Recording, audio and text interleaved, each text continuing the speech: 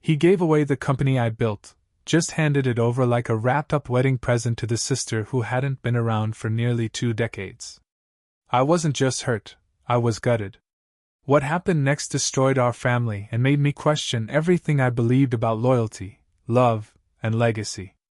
My name is Dana, I'm 38, and until 10 months ago, I was supposed to inherit our family's antique restoration business. Not because I was entitled, but because I had earned it. I'd worked beside my father, Thomas, for over 11 years.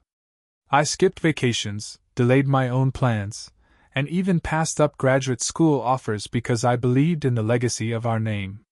The shop was started by my grandfather, passed down through generations, and I thought, naively, that I would be next in line. My younger sister, Elise, had never once expressed interest in the business. At 35, she had spent most of her adult life bouncing from place to place. She left home at 19 in what can only be described as a dramatic blaze. No college, no job plans, just a sudden decision to find herself by moving in with a boyfriend she barely knew. The fallout was ugly. She screamed at our parents that they were too small-minded for her ambitions, that she didn't need us, and that she'd make it without their outdated values. And then she vanished. For 17 years, we barely heard from her. A few updates trickled in through cousins, occasional social media glimpses, new jobs, new cities, lots of reinventions. But she never came home. She never apologized. And I stayed. I stayed when Dad's health started to decline, when Mom had her first knee replacement. I stayed through market crashes and vendor bankruptcies. I didn't just assist in the business, I ran it. I brought in new clients, modernized our online presence, and doubled our yearly revenue in 4 years. Still, everything between me and my father was based on spoken trust. Nothing was ever put in writing. That was my biggest mistake. Then came the heart attack. Dad collapsed at home one night in February. We rushed him to St. Mary's and spent 2 weeks fearing the worst. When the doctor told us it was a miracle he survived, something in Dad shifted. Suddenly, he wanted to make amends. He insisted on reconnecting with Elise. I didn't fight it, how could I? He was vulnerable, and maybe reconciliation could be healing. The first time she walked back through our door, it was surreal. She wore confidence like a tailored coat and spoke in polished tones, but beneath it all, I could still see the same chaos in her eyes. We all tried to pretend the past hadn't happened. She stayed quiet about her life, no real details. It was during her 3rd visit that she introduced us to Julian, her fiancé. A charming man with a Rolex smile and a $4,000 pair of shoes. He said he owned an events management company in Seattle. I should have seen the signs. I should have asked more questions. Just 3 weeks after that dinner, my father called me in early on a Wednesday. I was handling vendor negotiations and inventory at the shop. "Come home," he said. "We need to talk." I assumed it was a health scare. What I got instead was betrayal carved into clean sentences. He had decided to give Elise and Julian control of the company. He wasn't joking. He called it a gift, something to help them begin their marriage on a strong financial footing. I sat there in stunned silence as he explained, stone-faced, that he believed they had bigger ideas and could scale faster than I could. "They're more dynamic," he said. "And Julian's father built a chain of successful businesses. I think they'll be better suited to lead us forward." I didn't yell. I couldn't. My mouth moved, but nothing came out. Everything I had poured into this company, 11 years of weekends, stress migraines, and 3 a.m. supply runs, was being handed over to someone who didn't even know what a bulk order invoice looked like. I begged him. I asked to be made a partner, to be given a piece of what I helped build. He refused. He said it was final. I walked out of that house and didn't look back. The next day, I packed up my apartment above the shop, shut off the business phone I'd carried for years, and disappeared from our family's radar. No one reached out, not even a text. I wasn't a daughter anymore. I was a placeholder until something shinier came along. I told myself I was done. Until last week, when Dad called from a hospital bed. He'd suffered another cardiac episode, and Elise and Julian? Nowhere in sight. What happened next was a revelation that turned my heartbreak into something far more dangerous: clarity. I was halfway through a freelance design job when the hospital called. The voice on the other end was trembling. My dad had gone into cardiac arrest during the night. They'd stabilized him, but it had been close. Too close. The name on the caller ID wasn't familiar. Turns out, Dad had to borrow a phone. I'd blocked his number months ago, an act that at the time felt cold, but necessary. That morning, I didn't hesitate. I dropped everything, threw on the first semi-clean outfit I could find, and drove 2 hours straight to Westlake Regional. And the moment I stepped into room 207, I knew something was off. He looked smaller. Not just weaker, but diminished. The man who once ruled our family business with a granite jaw now lay surrounded by IVs, his voice scratchy and eyes glassy. My mom was at his side, folding tissues into tiny anxious triangles. But Elise? Julian? Nowhere. They're not here? I asked, not bothering to hide the bite in my tone. Dad shook his head slowly. They texted. Said they were busy at the shop. Couldn't come until after discharge. That was the first time I felt something beyond anger. This was different. This was betrayal laced with irony so sharp it nearly made me laugh.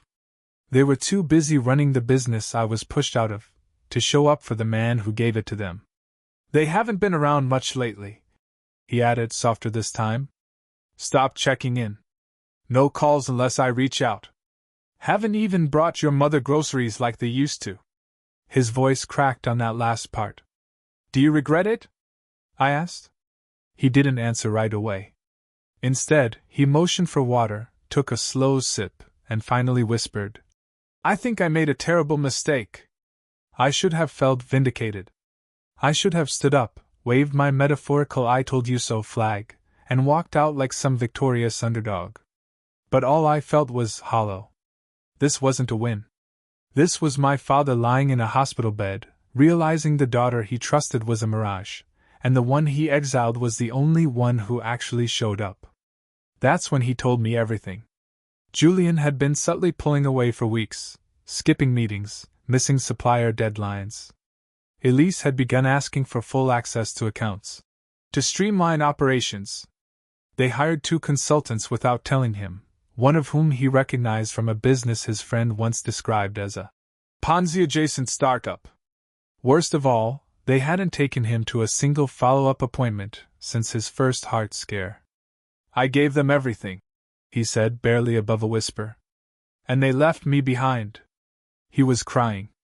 And for the first time in nearly a year, I reached out and took his hand. We sat like that until visiting hours ended. As I drove home that night, my mind buzzed with too many questions, but one burned brighter than all the rest. Why now? Why would Elise, who hadn't spoken to us in years, suddenly reappear, fiancé in tow, and accept the business without blinking? She'd always rejected the idea of working in a structured environment, let alone taking over a brick-and-mortar operation. So why was she suddenly playing CEO? The next morning, I started digging. I called an old client who used to work in private asset tracking.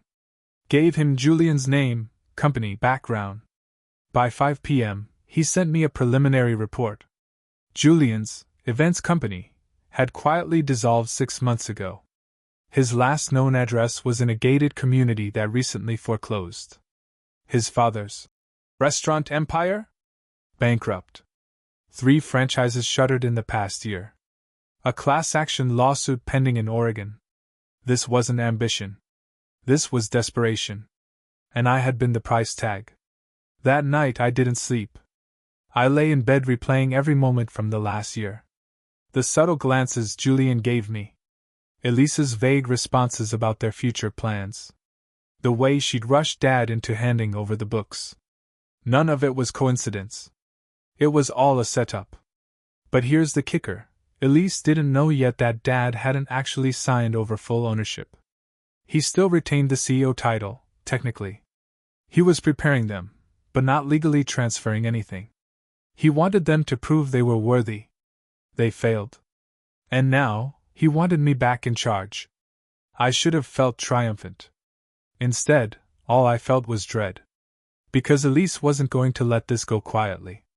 And deep down, I feared she might know something I didn't. When I was 16, I saved my father from losing the business, and he never even knew it. Back then, he was juggling debt from a failed expansion and a broken inventory system that had misplaced nearly $40,000 worth of goods. He blamed suppliers. He blamed the market. But I saw the problem clearly. It was all in the books. So, I stayed up 3 nights straight at the old oak desk in our back office, digitizing every receipt, reinventorying every piece, and cross-referencing supplier invoices. I was just a kid with a beat-up laptop and a love for order, but I found $42,213 in duplicated orders and vendor fraud. When I told him, he barely looked up. Just muttered something like, "Good catch." It didn't matter. I was proud. I had proved I belonged, not just as his daughter, but as someone who could carry the weight of his legacy. Now, sitting on that same worn leather chair 10 years later, reviewing the company accounts again, I saw the same recklessness returning, this time, under Elise and Julian. They had made 3 expensive changes in the past month alone: a marketing overhaul with a shady PR firm, a boutique renovation that hadn't even been approved by Dad, and a $15,000 purchase order for vintage display cases, from a vendor I'd never even heard of. When I Googled them, the site was down. When I searched the address? An empty lot in Tacoma. They were laundering. Or worse, bleeding the company dry to cover personal losses. I showed the report to Dad the next morning. He looked older than ever, but something in him sparked again. That stubborn pride. "I have to fix this," he said. "And I want you to lead the fix."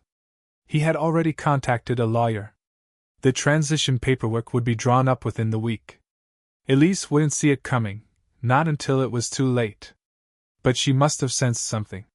Because that night she called me. She never called. "Dana," she started, voice cold and cracking.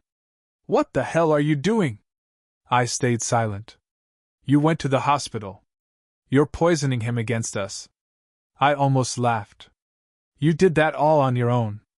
There was a pause. And then she said something that chilled me to my bones. "You think this is about the business? You really have no idea what's going on, do you?" She hung up. That night I barely slept. Her words rattled around like a riddle with no answer. No idea what's going on. What else could she possibly mean? The next morning, I opened the safe in Dad's office to retrieve my old work files, hoping to start setting things right. That's when I found it. A letter unopened. Addressed to Dad, dated 8 years ago. From Elise. I sat down and read it in one breath. In it, she begged to return. Said she'd made mistakes. Said she was broke, working 2 jobs, and living in a shelter in Phoenix. She asked for help, any help. She even offered to work at the business, learn from the ground up. But he never responded. I looked at the return address. It matched a shelter that had since shut down. He never told me about this. Never told anyone. And just like that, the narrative shifted. What if Elise hadn't just reappeared to steal the business, but to reclaim something she thought she'd been denied? What if this wasn't a con, but revenge? That changed everything. Because if she believed we'd all turned our backs on her when she was at rock bottom, then maybe this wasn't just about the company.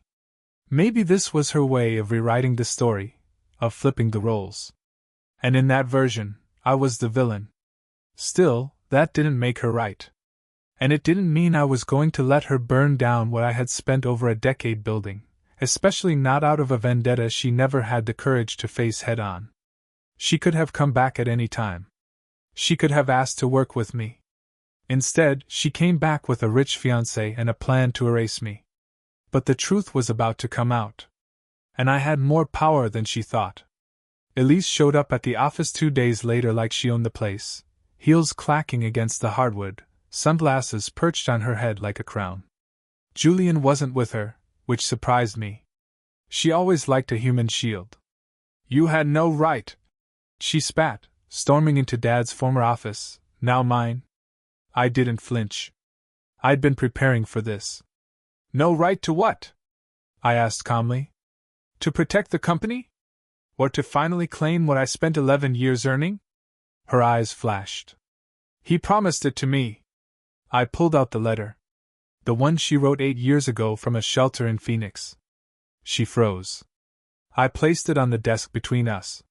He never opened it. He never told me. But I read it. Every word. She looked away, jaw trembling. Why didn't you come back? I asked.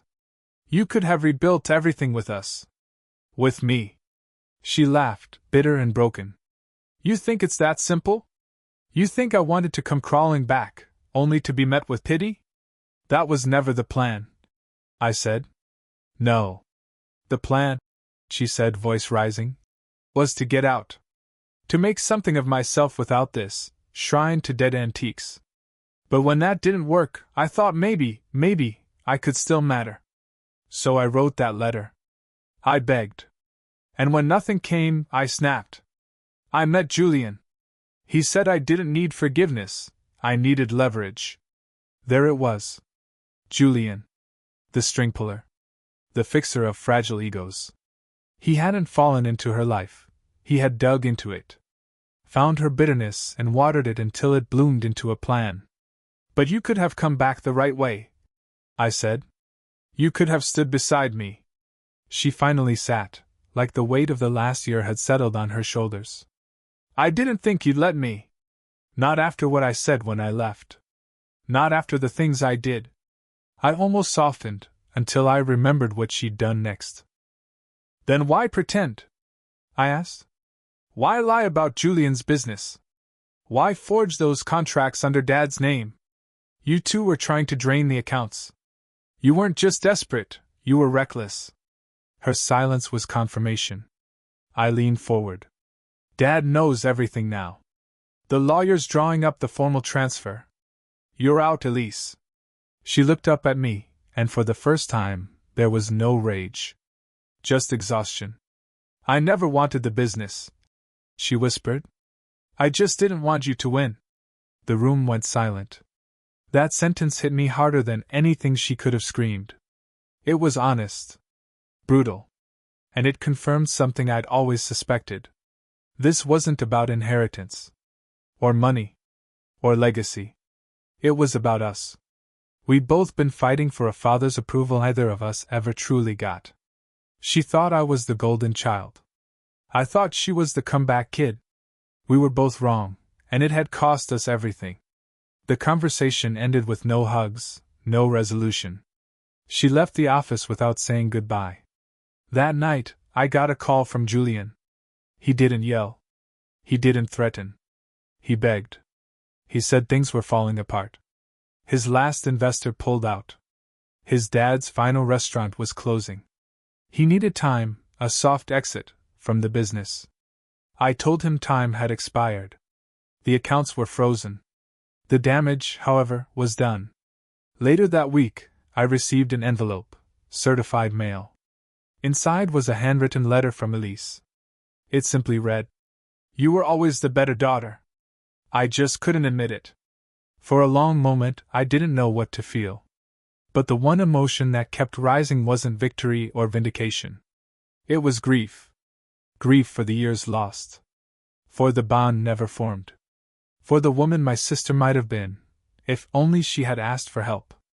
The lawyer's pen didn't even pause when he signed the final documents. My father's name. Mine. A stamp. Just like that, the business was legally mine. He handed me the folder, the fresh ink still drying. I stared at it for a second, this thing I had chased for over a decade. It felt heavier than I expected.